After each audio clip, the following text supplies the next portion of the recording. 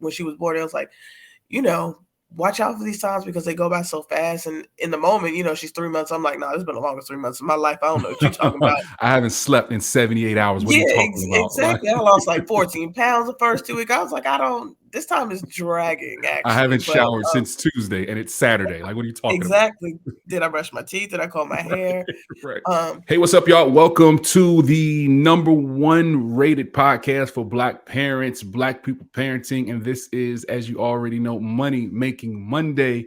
Inside of Money Making Monday, we talk entrepreneurship, we talk business, and we talk money in a way that is important for us as Black parents to understand, and in a way that is important for us to just kind of just have a dialogue about how we can make money, what we should be doing with our money. So Money Making Mondays is about a whole just plethora of things that have to do with money. And I told you guys that I was going to start bringing some guests on, some entrepreneurs, some people who are doing some things in the business world, some people that I look up to, and the people that I know. And I think this young woman is important to have on the show because she is somebody that is doing it real big. And I want to have her on to talk about her journey as an entrepreneur, to talk about what she's doing in her business life, and just all the things that are important for us to kind of hear other people talking about, because that journey is sometimes a journey that we feel like we can be going on alone, and a journey that we feel like nobody's experiencing what we are experiencing, the heartache, the pain, the struggle, the staying up till 3 o'clock in the morning trying to get stuff done.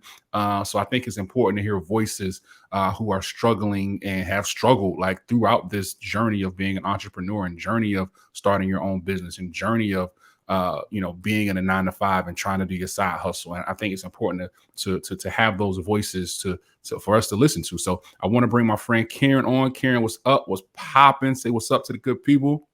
Hello, everybody. Thank you so much for having me. I think this is an important platform because, Black people, we parent differently, and we gotta connect differently. So I appreciate you having me on. Now that was the purpose, or one of the purposes of Black people parenting, is that we parent different, and I think the conversations that we need to have around parenting are different, right? And I think it's important that we hear these conversations. So let's kind of talk about you a little bit. Talk to us about your background and what it is that you actually do. I said all of those great things about you, but I didn't tell anybody what you do, because I want you to be the one to tell the folks a little bit about your background and what you do. Yeah, so I'm in Los Angeles, actually in Orange County.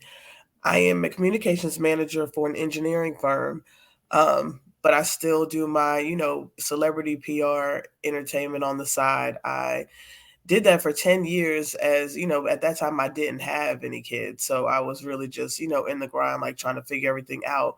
But I knew that I wanted to have kids down the line. So I was like, I need to set everything up to make sure that by the time I do have my child, we're good to go. So right now, yeah, I currently do communications for an engineering firm called H&TB, which is a really cool firm. I wouldn't have, looking back, I probably would have started this a long time ago, just knowing how important like infrastructure and transportation is. So we are an engineering design firm. On the East Coast, our clients are like more Department of Transportations. And then on the West Coast out here, we do a lot of like stadium design and sports design. So we did the Raiders Stadium, we did the 49ers Stadium, and we did the Broncos Stadium. So really just get a chance to, tap into the sports side here. I'm not the biggest sports person, but I have an opportunity to tap into that. So really everything communications, PR focused is what I'm currently doing. Yeah. And you've had other businesses in the past aside from your PR agency. I know when you were out on the West Coast the first time, you had a dispensary, right? I did.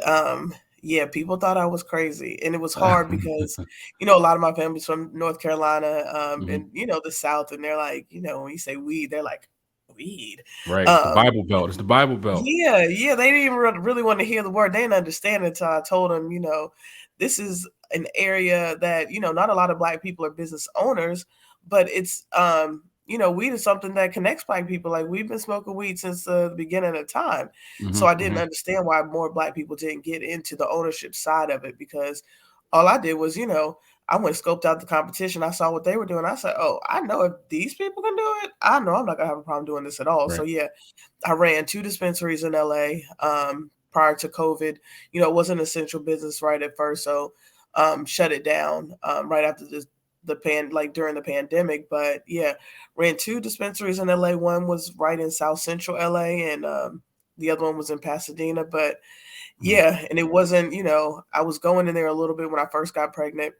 I was like, oh, how am I going to do this? I don't want to look irresponsible being in here around, marijuana, being Right. pregnant. So I kind of took a step back and let other people run it. But it was a it was a great time in my life. I don't regret any of the decisions I made, whether people understood it or not. I was like, Hmm. I'm gonna do me because I know, I'm comfortable in my life. I've, Right. made some good decisions, so I'm good. Hmm. Either you'll catch up and understand it, or you won't, and you'll sit back Mm. and just observe. So Mm. So what inspired you to pursue this journey of being an entrepreneur and to start your own businesses and to do all of these things? What inspired you? You know, um, that's a real good question. I don't think I've ever really been asked that. And because a lot of people are like, oh, I don't want to work for the man, or I don't want to work in corporate America is really their reason. I really probably wanted a way to be able, because I don't know, if your listeners have been to LA, if they've walked inside any dispensaries here, but when you go inside of them, like the faces in there don't look like us. From the people Mm. owning it to the people working to the people, from your first entrance, security to the bud tenders, like nobody looks like us. And I was like, this is a shame. So I knew I wanted to go in, like, South Central, like a place that I wasn't really familiar with, but I wanted to give an opportunity for people that look like me to be able to work. Everybody in the dispensary I ran was black, like the security, the bud tenders, like we were all black, and we did Christmas drives and different things, but I just knew I wanted to change the face of what dispensaries look like. And I knew I couldn't do that from the outside because nobody was going to listen to me. So I had to have my Hmm. foot in the game, um, and be able to do that. So yeah, I hired all black people, and I said, Mm. Mm. this is what we're going to do. All black everything. All black everything before it was a thing. We were gonna Right. have, yeah, Right. it was all black, and people respected that. People came in and they were like, "Yo, you got all black buttons, you got all black security staff," like, and they knew me, got to know me over time. You gotta be a little careful with things without putting yourself out there. But Hmm. over time, they knew it was like black owner. This is just black owner. I think people respected that. I had a lot of the black community coming in, shopping and spreading the word. So, Hmm. Just the phrase bud tender, I just want to say is something that I've never heard in my life before, just this very oh moment. no, But I'm okay. assuming that it's someone who tends to the bud. Is that a That fair? is it. That is it. They tend to they do more weighing and talking about it than tending, but yeah, Hmm. that's the name of the people that, when you go in a dispensary and the people are working, they're called bud tenders. Right. I consider myself a very well-rounded brother, but I just have never Okay, heard the term. okay, yes, I've never bud heard tender. bud tender. That's something. I'll Mhm. add that to my repertoire. Yeah, there you So, go. so how do you manage? Because we talked about the fact that you do have a 9 to 5, but you also Yeah. are doing things for your own PR firm. How do you manage balancing those two, like having a 9 to 5 and working for yourself? Yeah, I just had to tell my business partner, shout out to my business partner, OMG underscore it's Mo Green, co-owner of the firm. But I just had to tell her, like, she called me yesterday. And, she just started talking about business. I'm like, "Mo, it's Saturday. Mm. Like, I gotta take some time, I can't be," whereas before we would work nonstop, not even paying attention to how many hours we were working. Like, Hmm. Hmm. midnight, you could just be having a conversation. It was always business Saturday. It did not matter the day of the week. But I told her, I was like, "Mo, it's Saturday. You gotta remember, I'm not single, Karen with no kids. Like, I have a toddler. She's 4 years old. She requires a lot of my time during Hmm. these years. So Hmm. I was like, I gotta take weekends off. I mean, if it's something going on, events and where I need to be, I'll be there. But I can't just spend all my time like focused on business because I've done, I'm about to be 43 years old. And I feel like I've done that since I've been working because I've always had multiple jobs. And I said I just have to, like, I had to put a stop to it. I really just like changed our conversation. I was like, if we could talk about friend stuff, we could talk about, we're watching Love is Blind. We could talk about that, but we Hmm. got to Hmm. draw a line with the business. And I think that was the most important thing, is like drawing the line and really just knowing that, kids need time. Like kids need your time. They need your undivided attention. So I try not, when I go out with my daughter, I don't, if I take her to the park, like I keep my phone in my pocket. I'm not, I'm not trying to balance multiple things like I used to, because I know how precious these moments are. I know when she was born, it was like, you know, watch out for these times because they go by so fast. And in the moment, she's 3 months. I'm like, nah, it's been the longest 3 months of my life. I don't know what you're talking about. I haven't slept in 78 hours. What are Yeah, you talking about? Like, exactly. I lost like 14 pounds the first 2 weeks. I was like, this time is dragging I actually. haven't But showered since Tuesday and it's Saturday. Like, what are you talking about? exactly. Did I brush my teeth? Did I comb my hair? Right. But now she's 4, so I'm like, damn, they really weren't lying. That Mhm. time flies by. So just being extra present in these moments, is what, keeps me balanced, because I know I won't get this time back. And I don't want Yeah. to have any regrets when she gets older and she's like, were you always working, or you always in your phone, or always doing this? I just don't want Mhm. to ever hear those things. Yeah, yeah, yeah. And our backgrounds somewhat parallel. Like we Yeah, are the same age. We both have top my son just turned 5 last month. Your daughter is 4.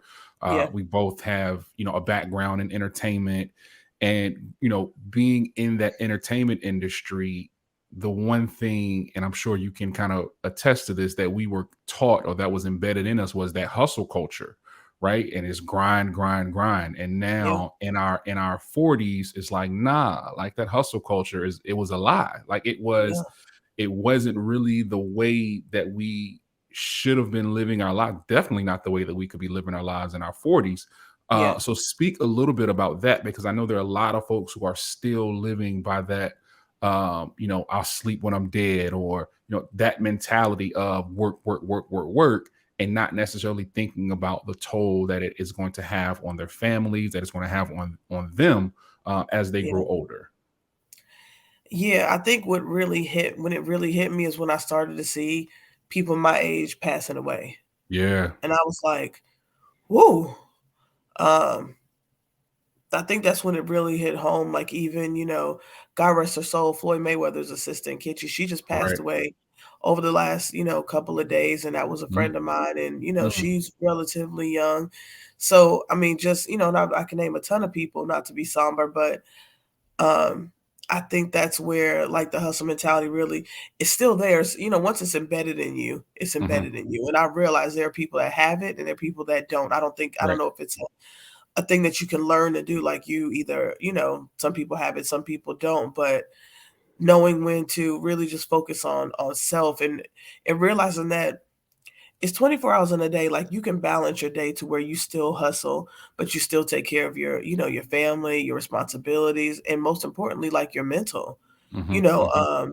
my child's father, he was locked up for 13 years, and he's now in the entertainment industry. And I kind of was like, tried to warn him, like, this is not for the faint hearted, and he's not.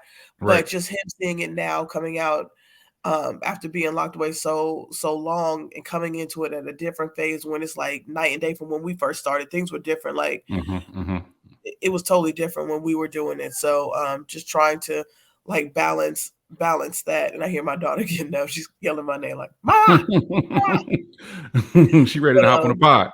she ready to come over here, and she always pops her little head in here. But yeah, the hustle's good, but I dare not even say those words. "I'll sleep when I'm dead," because Right. the way things are now, Yeah. you're lucky to make it to 40 Mhm. plus. Absolutely. Absolutely. So yeah. Absolutely. Absolutely. Talk a little bit about some of the uniqueness that comes with being a woman in your industry. Like, what are the challenges, and what are some of the things that are unique about being a woman in PR? Um, I say some of the challenges are, I mean, luckily for me, I do come, and I don't mind embracing the fact that I come in as the motherly one. But just some people having a hard time taking you seriously as a woman, and realizing that, and I mean, luckily what I've learned is that a lot of PR women, people in PR are women. So it's not terribly hard to balance being a woman, but there are, Mhm. like, a lot of guys that are coming up in the game doing their thing. So um oh, hello baby, let mommy just finish this, okay? Go sit on, go sit on the couch, okay? Okay. Black people parenting, Black people right? parenting in action, right? In action. Yeah, let me go back to the women. kind of threw me off there. But A lot of women in PR guys doing their thing. yeah, there are guys coming up doing their thing too. So there haven't been too many challenges with being a woman. I think sometimes it does work to your advantage because you see things like it's a very detail oriented job where you have to do a lot of follow up, a lot of reaching out and pitching and calling, and I think it works to women's advantage because we're so used to juggling multiple things at a time, especially as a parent. You're used to Hmm. that. So luckily, being a woman has worked to my advantage, and it hasn't been too many too many bridges that I had to cross that I couldn't get over Hmm. successfully. Hmm. Hmm. What about the branding aspect of things? Like, how do you go about branding yourself as a PR agent and your business? Yeah, luckily we've managed to have some good clients. So I know that's not everyone's story. When we first started, Run through your client list real quick. Just go ahead and name drop real quick. we'll Go name ahead and drop some a names. You couple know. people. So we have Fabio Foreign, we have Black Okay. China, Okay. we have Mike Merrill. He's on BMF and All Okay. American.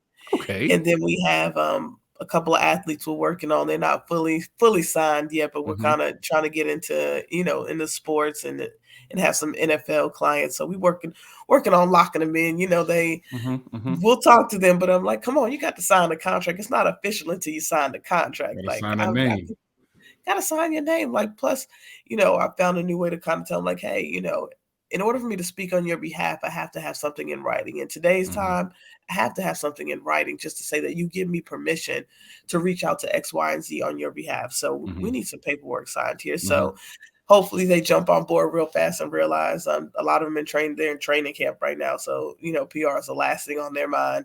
Right. Um, but hopefully when the season starts or when the season ends, they'll be able to get on board. But yeah, those are our main clients that we're pushing right now. Hmm. Hmm.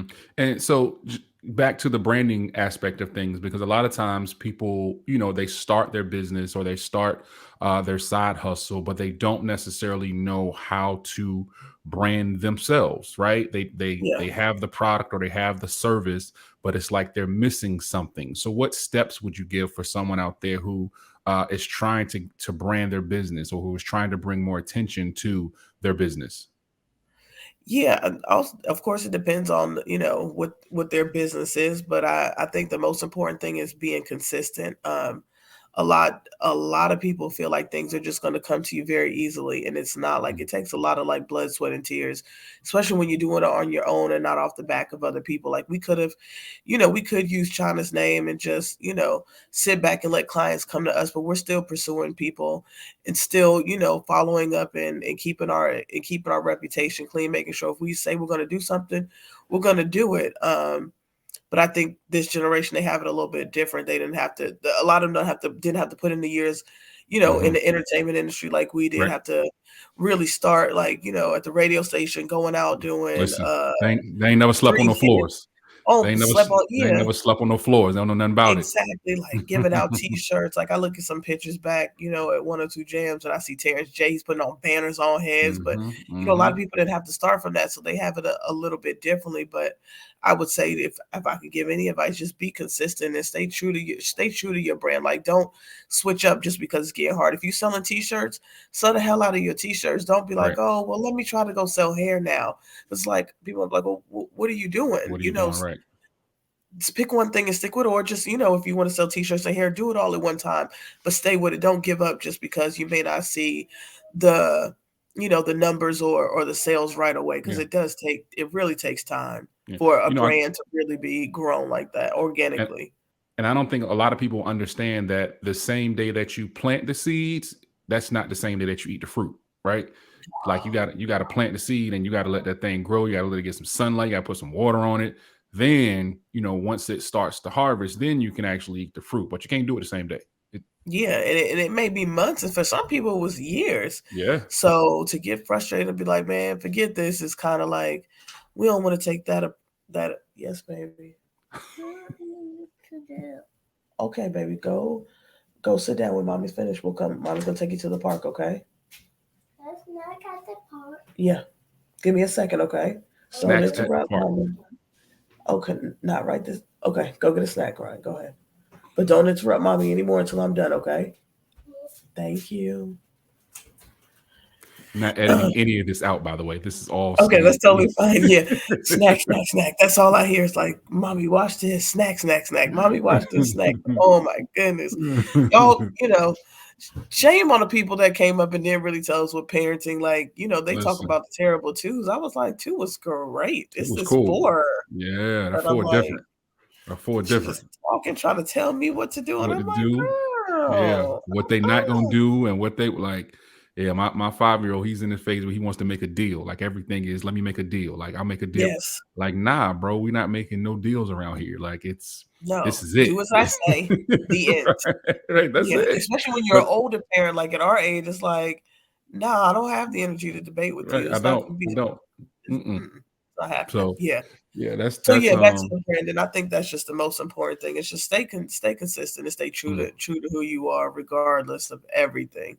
Just mhm, stay true mhm, to who you are. mhm. What are some of the biggest lessons that you've learned as a business owner? Ooh, um, I think the biggest lesson that I learned is that, and it's a quote that I saw online, I was like, "Man, that's the realest," but, like, I think it said, "Customers will become your friends way before your friends become your Has become your customers." customers, absolutely. Yeah, Mhm, and I mhm, think that's, like, the biggest lesson that I learned. You do something and you expect you're like, "Alright, well, I think I have 2,000 Facebook friends, and I know all my Facebook friends, like, personally, can probably tell you where I met them or how long we've known each other." So I'm like, "Alright, if I got 2,000 friends and I'm selling," because when we moved to North Carolina, we opened up a CBD store. So I'm like, "Okay, if I'm selling, product, I got 2,000 people that could at least buy one thing for $20." I'm doing the math like, "Oh, it should be mhm, good." But mhm, it wasn't like that. It was on, and that's no down to them. It could have been something they didn't even want, or just my mind expecting that they were going to do that just because they were my friend, which is the wrong way to think. And I think that also goes back to people starting their business. They're starting to thinking that my customers are going to be my friends and my family. So I mhm. already have that off the gate, but that's not the reality. Yeah, So I think that's like the hardest and the biggest lesson that I learned is that it doesn't work like that. Like, yeah. your customers are people that you probably have never even met before. Mhm, mhm, mhm. How did you manage because you like you said, you moved from, uh, LA Yeah, to Raleigh, and then you ended up yeah, moving back to LA. yeah, How did and then in the middle of all that, you had a child, and then there was COVID, and then, there were all of these things that, for a lot of people would have made them give up, right? yeah, Would have made them give up on their business or made them give up on their dream.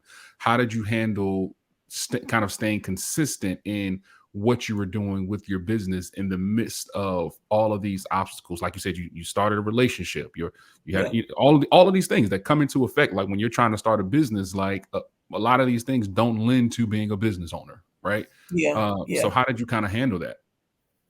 I think it was because, my mom died when I was little. I Mm, never knew my dad. So mm, I think it was the notion that I knew I didn't have anybody. Like, mm, if things went left, I was all I had. So there was no quitting. There was no giving up for me. It's because, like, these corporations, they're good, but if they don't have a need for you anymore, they don't have a need for you anymore. mhm. They don't care, that your mortgage is gonna be due, maybe shortly after you get laid off. They don't care about any of that. So never put and I've always and people always say, Karen, you've always had multiple jobs or done this, and I'm like, yeah, because I can't give anybody the opportunity to Mhm, kind of put me in a bind to where I'm like, I don't know how I'm gonna feed my child. I don't know how I'm gonna pay this rent. I just couldn't do that. So that's always just been my model. Like, I have to do it for me. I have to do it. And then when I had my daughter, it was like, ooh, they thought the hustle was I was really hustling then. Now I still hustle. I just hustle a lot smarter and more mhm, mhm, strategically. mhm, Because I know we talked about, everybody talking about, I sleep when I'm dead, but I hustle a lot differently now. I'm a lot smarter about decisions that I make and the financial decisions that I make. Because even during the pandemic, the stock market had got good. I always knew how to trade, but I was doing stock market. mhm, I was trading every day. I was teaching people how to trade. So I'm good for a hustle. mhm, But mhm, like I said, they're smarter decisions now when they don't take all of my time. And even if it mhm. requires all my time, you're not gonna get all my time. Right. So as a parent, like how are you kind of embedding the lessons that you've learned as a business owner um into raising your daughter? Yeah, I think that's important. I kind of, look at her life and I know, you have a college student, so I know you probably told her from what you've learned, the best way to be, what the trends are going, like where the money's Hmm. going to be. So I'm trying to look, being that she's so young, I'm trying to look ahead, 15 years from now. I don't even know what the world will look like in 15 years. Right. It's a little scary actually, Right. Right. but just Right. trying to make sure I feed those things into her now. I don't think weed's going anywhere. So if she ever wanted to get into the marijuana business, I Hmm. definitely would support that. But just being intentional about the things that I show her and the things that she's exposed to. Because at the end of the day, that's gonna make the most lasting impression on who she becomes as an adult. And I Hmm. would hate if she got to an age where she felt like she didn't have the tools as a child growing up to be able to be successful as an adult. So yeah, I'm really mindful on the things. And that's why, growing up in North Carolina is cool. Everybody, people are nice. People are kind. And I was like, I saw such a soft side of her. Like she's so sweet and so kind. I was like, okay, let me take you back to LA. Because I don't want you to get older and think that everybody is like a North Carolina person. Because Right. Ain't it's nothing not sweet like out here. that. Right. No, no, no, no, no. It's Right. rough out in Right. these Right. streets. So let me take you Right. to the land where it's the roughest. Hmm. Hmm. Hmm. So yes, baby. Give me 1 second, okay? Okay. Let me bring you to where it's like the roughest, where you can learn, you know, to like just be a little bit. And people say, "Oh, she's only 4," but I'm like, "Yeah, she's a different kind of 4." Like these pandemic babies, they're a little They're different. different. They're a little different. 4 They're is a little like different. 6. Yeah. Yeah. Yeah, They're a little 4 is different. like, Yeah. she's like a legit 6-year-old. Like she can operate her phone. She know how to answer her phone. Hmm. Um, just things I couldn't imagine doing when I was 4. So, Hmm. Hmm. so when I say she's 4, she's a different 4. Right. But Absolutely. just making sure I expose her to things that'll make her be the most well-rounded individual she can be. Hmm. Hmm. Hmm. So we talked about the pandemic. Um, has your approach to being an entrepreneur changed any since the pandemic? Has it evolved at all? Um, no, not really. Because Hmm. like I said, when the pandemic started, they started closing down essential business or closing down businesses that weren't essential. So dispensaries were not essential businesses. But I jumped right into another one. That's when I started the stocks and the trading and the Hmm. teaching people. Hmm. So no, my approach isn't different. I guess now it's just if something else were to happen, it just makes me think a little bit differently and really just, even now, I guess my mind is always thinking forward because now that everybody's talking about this chat something something and the AI, and I'm like, Right. Chat GPT. yeah, like how do Hmm. I know I can see where the world is going. It's crazy as it sounds, as scary as it is, I can see the direction it's going, but Hmm. how do I make sure I'm, up to speed? How do I make sure my daughter is using this technology? I'm just mindful of all that when I think about, the next phase of, business. What's it gonna look like even for the PR world, or like people gonna, can chat GPT like be like, hey, put me in, reach out to this news outlet for me, or reach out, pitch to go to this red carpet, like how far Right. it's gonna go. So I'm just trying to think ahead Yeah. every day of what That's it's all you gonna can be. do. I tell you Yeah. one thing Chat GPT cannot do, and that is grow marijuana. I can almost guarantee you that. Okay. Now, Okay. there may be something out there that can, but Chat GPT cannot grow marijuana. Okay. No, I'm but almost you can tell it like, "Hey, what's the best way to grow the strongest yes, marijuana?" you They can. might be able to give you the Absolutely. steps and Absolutely. what to do, and then they got these Mhm. robots bouncing around here, so who knows? But yeah, they Right. won't be able to Right. physically do it, but they can definitely give you the Yeah. recipe. And I tell people all the time that the jobs that are going to come, people are so afraid of AI taking the jobs, but it's Yeah, also going to create new jobs because someone's going to have to be the one behind these robots, right? Someone is yeah, going to yeah, have to be the one that's programming these robots, that's doing all of these things, that giving the robots the commands and doing all of those yeah, things. So it's just yeah, going to be a different world that we're going to live in. But I think it's going to create more opportunities for our young people to do some really, really good work and some really, really work, some work that is really, going to change the world, right? yeah, So I think that's an opportunity, and I think we, as the old folks, have to be sure that we know that like we can't be scared of it. You know what I mean? Like we have to Yeah. embrace it full Yeah. full speed ahead. Like we can't be scared of it because it's coming whether we want it to or not. It's just like the internet, Right. right? Like you see Facts. these clips now. I saw a clip of somebody on the Today Show debating back in like 1983 or whatever the year was about whether or not you should have computers in your home, like and making a Wow. case for why you shouldn't have computers in your home. Now look at Yeah. us, right? Yeah. So in 30 years, it's going to be the same argument or similar argument, but just based on artificial intelligence. So I think we have to prepare ourselves for that, and we got to make sure we prepare our young people for that. Absolutely. Well, very Um, well said. so let me ask you this: what role has mentoring and mentorship played in your career? Have you had any strong mentors? I've um I've always kind of been on the mentor side. Um, I've had some jobs that's, just some brief jobs. And I kind of wondered, well, why am I doing this? But looking back now, I still stay in touch with the young girls. Like when I left LA, I don't even remember where you had to bounce around so many times, but I went to Atlanta for a little stint.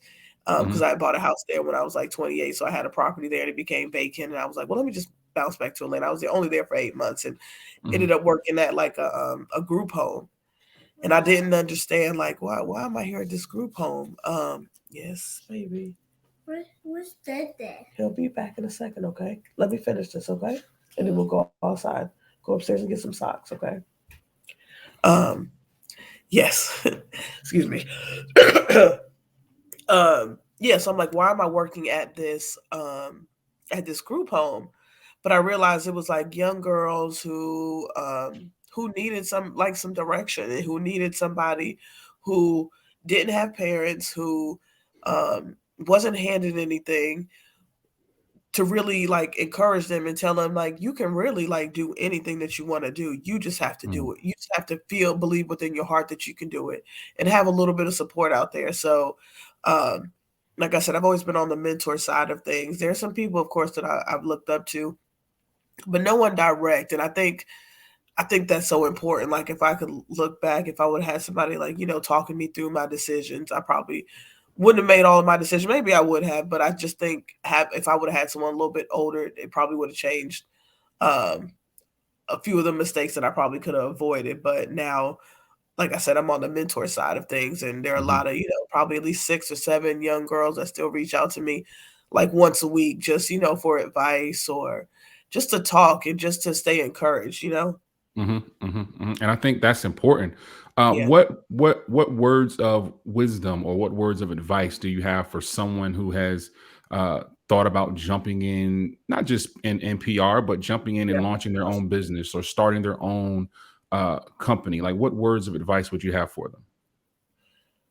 Make sure that you're not using money that you need for your day-to-day living to Mm, support your dream. Um, I would also tell them to like we're talking about, get a mentor. Talk to someone that's been there before. Like it's okay. I mean, I know we the old heads down. It's crazy to it's imagine crazy. like me We the as an we the old. aunts and uncles. That's crazy, I right? know. I'm like, And no. I still do a crossover dribble when I throw something in the trash can. Like I can't. I'm not the one. Exactly. I can get on these TikToks. I did the good knees challenge. And I knocked it out Oh the my park. goodness. So yeah, but yeah, we the old people dancing now. We used to see people dancing when they were older. Right, right, They'd be right, like, right. "Oh, they sit down," but don't be afraid to reach out to somebody that's been there and that's done it before. There's no harm in that. Like you can still do what you want to do, and end up doing it your way. But there's nothing wrong with getting advice from somebody that's older and wiser that can help you Mhm, avoid mistakes. Because had I listened to the people that gave me the advice over the years, let me tell you, I know I'd be a multimillionaire. I know it. mhm, There's no doubt in my mind. But I thought I knew everything, mhm, and I mhm, didn't. mhm, mhm, mhm. So I know you got to get to the park. So I'm going to ask just one question. Just Okay. again, share with people where they can find you, how they can get in contact with you. Yeah. Would love to have you back on the show. Would love to have some of your clients on the show. But Absolutely. most importantly, just tell people how they can reach out to you and the firm and just stay connected with you. Yeah, absolutely. I'm Fairy Tales on Instagram. People like, where did you get Fairy Tales from? I'm like, my last name is Fairy. So these are just my tales. It's my life. Just makes sense, right? Yeah, it just made sense. at the firm. We're at the firm LACA on Instagram, Karen Fairey on Facebook. But yeah, I would definitely like to have our clients on here talking about this because I was just watching a video of Fabio. I'm like, well, Fabio, I called you yesterday. I needed you to call me back. We got something pressing right now. But when I looked at his video, he was with his kids. So Mm, I think it'd be good to talk to, a rapper or even, yeah. trying to talk to somebody who really is like juggling it times 10. Like my little life has nothing on the amount of Right. demand that they have. Right. And still trying to be parents, and they have multiple kids. Mm-hmm, So mm-hmm. yeah, I just laughed when I saw Fabio and the kids just laughing and going to his place, and he got the chalkboard up trying to teach his kids. So Right. it's just some dope behind the scenes moments that I think people would really appreciate seeing, Yeah. that And I kind of think, get no matter what level of success you have, we all have one thing in common, and that is that we all want our kids to be better than we are. Right. I don't absolutely. care. You could be Yeah. Jay-Z and Beyonce, you could be, somebody that is just living, whatever. We all Yeah. want our kids to be better than we are. And I think that's what this podcast is about. Is how can we equip other folks with the tools just to be the best parents that they can be? Yeah, and more so for Black parents. I think because of the way we grew up and the way our parents were, I think, all parents want the best. We'll say a majority of parents want the best for their kids, but I think when it comes to Black people, we really, really want the best for our kids Hmm, because we hmm. know like life is different out there. So we have Yeah. to do things 10 times, harder for our Hmm. young Black faces than, some of the other races. So this platform is super important. It's super dope to have these conversations because at the end of the day, we all just try to get by raising our little That's it. youngins to be, like you That's it. said, the best version of what we could have been. That's it. That's all we want. Karen, Yep. thank you so much. I appreciate you for stopping through for this Money Making Monday. Yes. Hopefully, somebody got some good information from this podcast. Y'all don't forget to like, share, and subscribe to the podcast. Black People Please. Parenting. We do Money Making Monday on Monday. Another BPP episode on Tuesday, and just a whole lot of content just flowing out there. So, you know how I like to say it. Make sure you take care of your kids, take care of each other, but most importantly, take care of yourself. All right. And we'll see you on the next episode of Black People Parenting. All right. Peace.